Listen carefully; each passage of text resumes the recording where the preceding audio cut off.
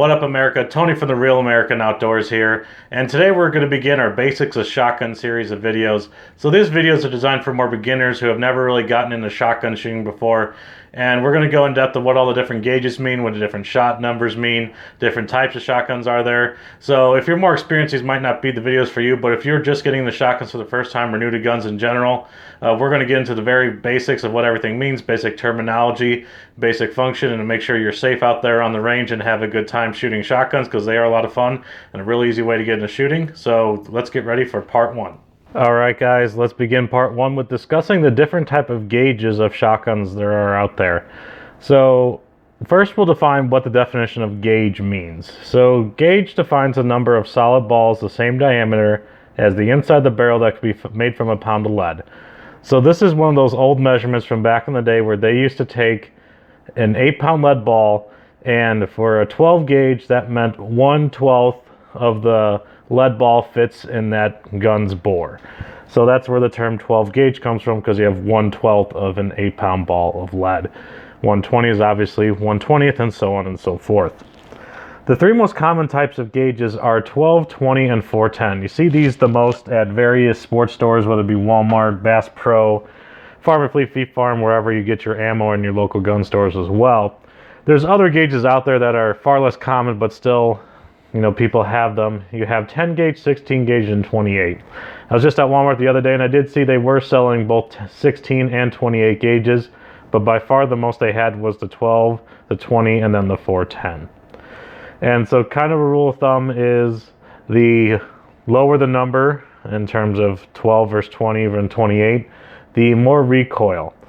Another important thing to look at is that the colors on these are not industry standard. So traditionally, a lot of the 12 gauges, the shells are actually a red color and 20 is usually a yellow, but that's not necessarily always the case. I've seen some 12 that are red, maroon, black, kind of a white clear color.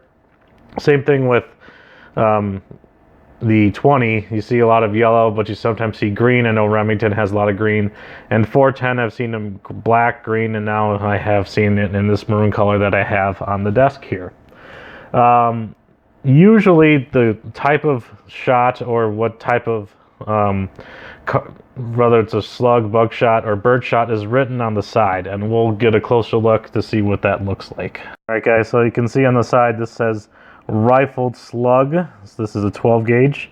And also make sure you pay attention, as this goes out of focus right when I do it, of course, is on the side it says 2 3/4 inches. So it's important to know what that means.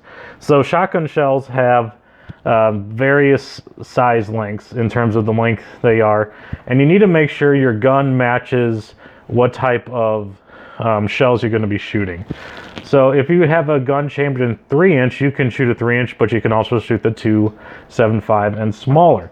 If your shotgun is chambered in 2.75 inches, you cannot shoot the 3-inch shell. So it's important to make sure you buy the correct ammo for the correct gun, regardless of the type of gun, whether it's shotgun shells or rifle or pistol. You need to make sure your gun matches what you are shooting.